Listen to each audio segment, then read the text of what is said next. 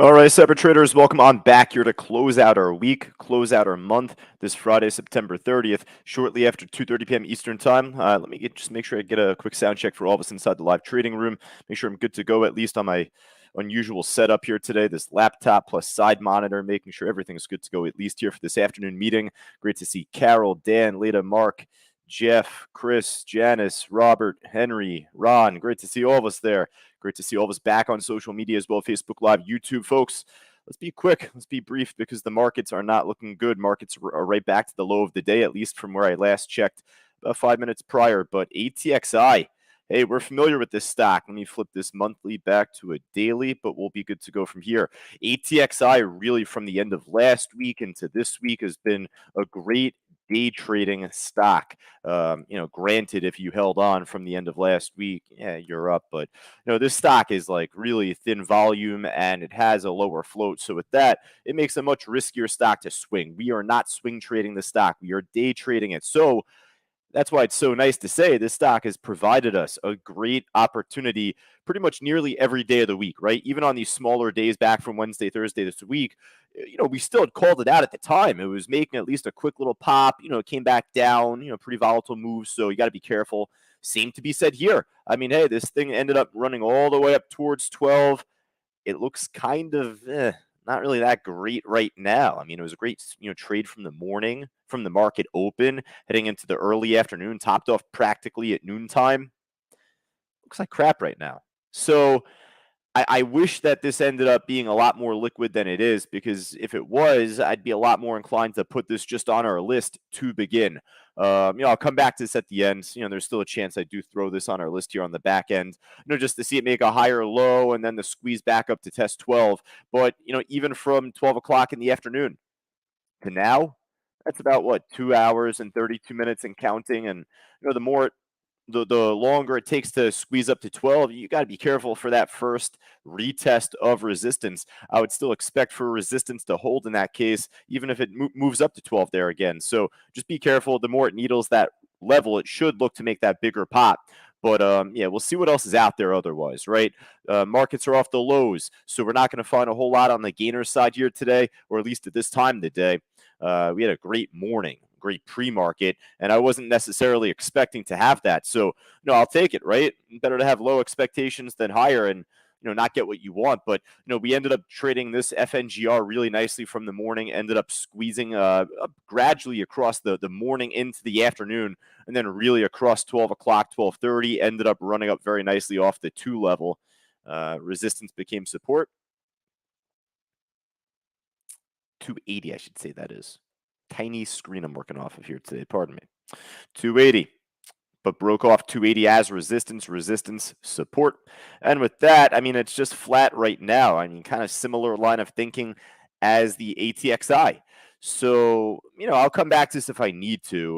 ATXI, at least more close to the highs, you could say. All right, now this looks good.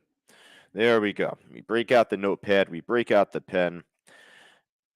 SAI. This thing ended up making a weird move in pre-market. I wasn't as thrilled about the pre-market activity, but from there it took all day, I guess, but ended up leading to this nice squeeze now suddenly. I mean, this is my first look at it again from the morning, but trading a hell of a lot more volume now in this concentrated time frame compared to really the last couple of hours, if anything. So yeah, this SAI, nice little bounce back up here. I bounced back up just across the intraday, but also looking at the daily chart, this thing ended up getting hit hard from 7 all the way down to sub 3, close to 2, perhaps that could be. And with that, hey, ended up making a nice bounce at least now. So let's hope this continues. Sober. SOBR ended up making a nice move once again for us here today. So again, it goes to show, not all of these stocks are going to make for the pop and drops, and that's it. This popped and dropped, don't get me wrong, from last week or, the end of the week before. But it goes to show, at least as far as a day trading opportunity, there could always be another day trade, right? So this thing has at least gained our respect and trust as far as a good day trade. Great liquidity on the book, given the price and the move that it made across this week so far. So right now it's kind of same line of thinking again as the ATXI. At least this is close to the highs, like the ATXI trade. I'll come back to this at the end if I need to. The SAI was looking really nice, though. FXLV, nice little move back up here. Bounced off of 3, trended up towards the high off of like 330 there, 332, and pulled back. I guess I have some fib levels still on this 1-minute chart playing around from earlier today. But nonetheless, though, I mean, it's kind of just stuck here as well. Not a whole lot happening on this trade since. Perhaps you could say it's still trying to trend back up a little bit. So I don't mind at least slipping the FXLV trade on our afternoon list. See if we can maybe hold over that FIP level I have there. What is that? The 38.2% from the spike in pre-market. If we could break back above that price and hold above that, perhaps that could lead to the next squeeze up. So we'll see.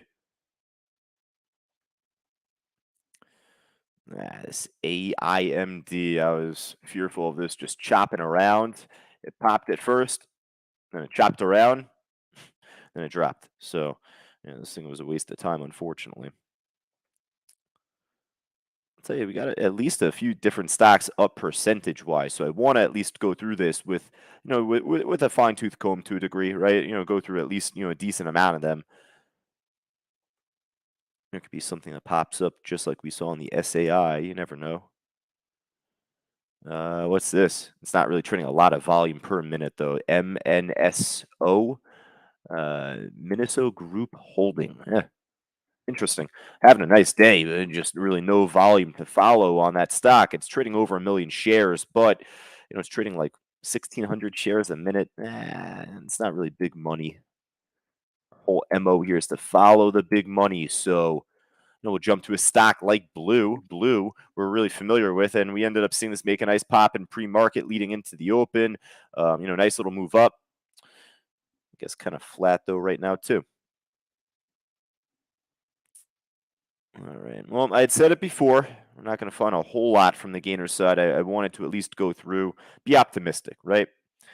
Ionq breaking below the VWAP price. This is shortable on my platform. This is shortable. So if this, the more it breaks under the VWAP, which it already has so far leading into this very meeting here and then looking it up here, this could be actually a pretty good short to go the other way. Then otherwise, perhaps if it can hold the VWAP again, if it snaps back up, then maybe there could be a second life to it. But we'll respect the trend off the highs pretty nicely, trending down off the highs pretty nicely there and re-breaking under the VWAP. So Ionq actually on more of the short side, I feel like that could be an interesting little play. I'll put that back on our list. If you can get the shares to short it, at least. I mean, I'm on TradeStation. If you're on Thinkorswim, Webull, etc., all great broker platforms. But if it's hard to borrow on your platform, then just don't worry about it. Then I would just move on to another stock from our list.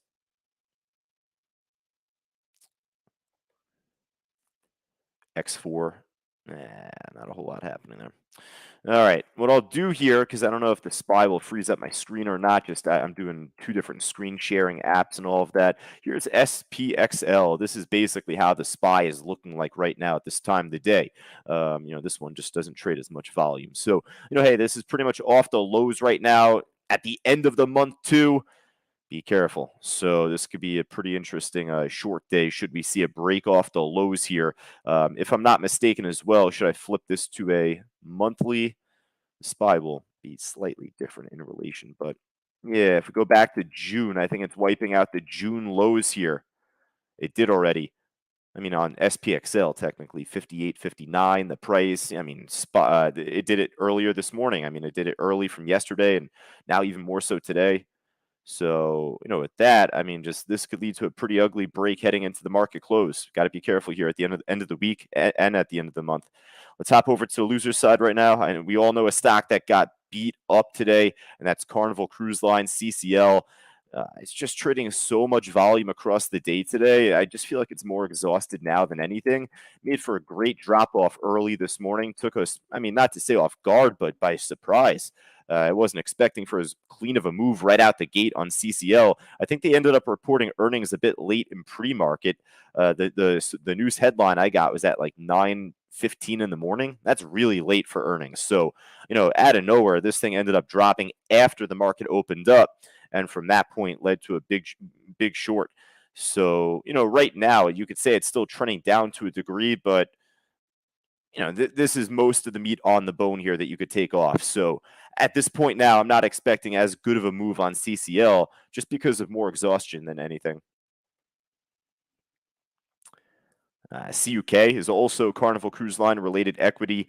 Not really a whole lot happening on that one. NCLH, perhaps not as exhausted. Not really trading the type of volume as CCL, but moving down with the market, moving down in sympathy with Carnival. This might even be the better short if you're looking at this time of the day right now, NCLH. So you know what? If we're going to focus on a cruise line, this one will be it. My old friend, NCLH, off the pandemic. This was actually one of my favorite stocks back in Feb and March of 2020. Oh my God, this was my bread and butter here. And I just added the cruise lines and airlines, all of those. This was mine. Some folks did really well on AAL and you know UAL, the airlines, and some folks did well on CCL, just like we talked about, and RCL, Royal Caribbean. So they're all tradable. OCUL, not a whole lot happening there. All right, let's get to Nike, and we'll get to Royal afterwards. Royal Caribbean down right below Nike here. But Nike ended up leading to a nice drop a little bit later on after the morning finished up. So moved with the market perhaps upward at first, but then led to a nice drop off. Topped off right off 86. I missed the entry by a hair, but ended up leading to a further drop from 85 and namely 84.40 from there. Dropped off pretty nicely, but right now it's beginning to break this trend line. It held it as support. It's more flat now than anything. So we normally don't focus on a more expensive equity anyway. But from the morning, from the market open and pre-market, this was down.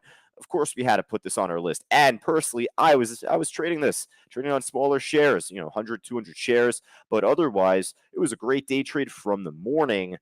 Now, at this point in the day, for an $84 stock, you're not going to make respectable income. Even if you make like 25, 30 cents on the trade, on 100 shares, that's not a whole lot.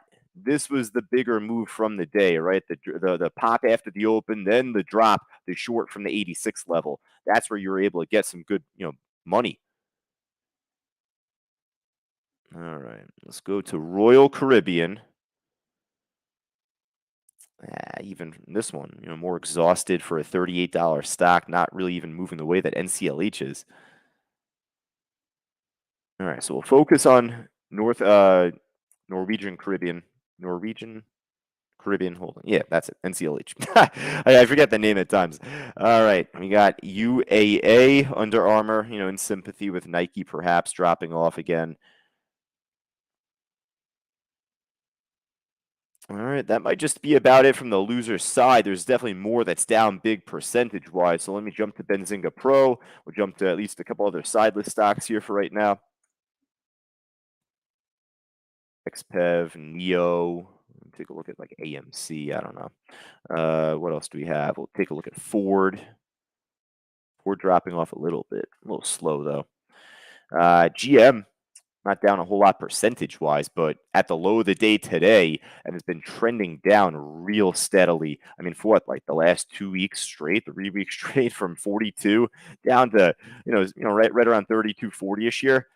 This doesn't look bad. This GM trade doesn't look half bad at all as a short that can go with the market. So, I'm inclined to follow this. Let's see if there's anything looking even better. If there's anything from the trading room right now, definitely let me know. Uh-oh. Uh-oh. Give me a quick sec. There we go. Oof. I ended up just locking up there for a moment. I thought I had to reload my screen. Oof. That scared me for a second. All right, Mark, what do we got here? Mark says MW Carnival stock dives to a 30-year low as losses and revenue misses keep piling up. All right, well, that's the news there.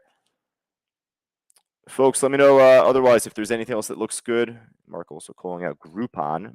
Throw that in the main chat, Mark, going forward. Any call out to put in the main chat. It's hard for me to see private chat at times. So with that, Groupon dropping off pretty nicely. It's down over 7%. Yeah, we'll put this on our watch list. So good call from Mark here.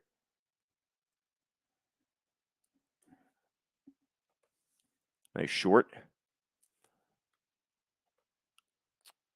Let's see on social media. I don't have anything there right now. That's all right. We may have brushed through everything for the most part. Take a look at a couple other Sidelist stocks, perhaps like an LCID, maybe like a Palantir, maybe. That's too slow right now, I feel. That's from the morning. Go back to FNGR. It's not really doing a whole lot. Just trying to squeeze back up over 3. INM, more of a gamble stock, just very illiquid. Folks, I think that's just about it. Really, I tell you, hey, for right now, the markets, the way they're trending, it's going to be a great day to follow a good Sidelist stock. So, even if I didn't put like CCL in particular or RCL or the airlines on our main watch list or anything nearly that can go with the market, I'm going to put GM on our watch list, if anything. So, GM will make the cut at least. But, if there's anything that I didn't put on the list that is moving well, that is moving with the market, if it's just slumping off and like not providing really any respectable move for you to make money on, then it's not worth it. But if there's something that is trending pretty sharply here at this point in the day and you'd rather follow it, then go ahead. If you know your levels, then look to plot them and see if that stock can make the move that you're looking for it to make. But for right now, though, I believe that we are all set here. So keep in mind that Fausto, I believe, will be out all next week for all of us on social media, Facebook Live, YouTube, for all of our students here. I know that he would appreciate a quick email just over the next week, just checking in with him, wishing him well. Certainly, I will to do that, of course, myself, wishing Fausto the best on a Monday and going forward. He's going to be going through a big knee surgery. So I believe I will be in throughout all of next week, throughout the mornings. If you have any questions for all of us on social media, feel more than free to send it over via email. Josh@c2trading.com is my email. Always like to post that at the end of these streams. Otherwise, enjoy the weekend. We'll catch back with everyone on Monday. If you wanted to join our live trading room, that is, just go right down to the link on the yellow banner below the stream to get yourself started. But for all of us live inside the Cyber Group now, Grant, Scott, Janice, Ron, Henry, all of us here live. I know that Rich will be on the mic coming up at 3 o'clock. I'll be on the call with one of our students here. Hey, probably taking a couple of good shorts heading into the market close. So I'll tell you what we're following here, at least coming up. But we'll chat then, folks. Take care. Become a Cyber Group member today. Just click the link below and receive all these amazing products and a world of knowledge for just $9. Do it today.